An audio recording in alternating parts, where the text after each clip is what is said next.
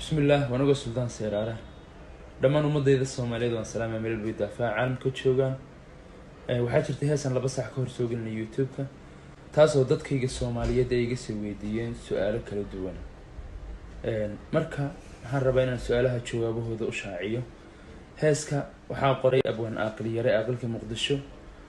waxayna ku timid qisar run ah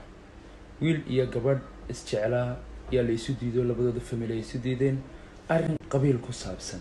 awgi inagu haddaan Soomaalinahay qabiil iyo cunsuriyeenka ma dhamaano marka wiilkii gabadhii 2 sano la isu diidanaa markii dambe ay 2 sano ka soo wareegatay baa la isu ogolaaday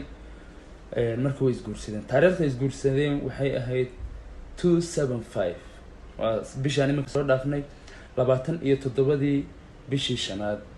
May 27 May waa bishaan imika soo dhaafnay taariikhdaas isguursadeen taariikhdan waa heeskaas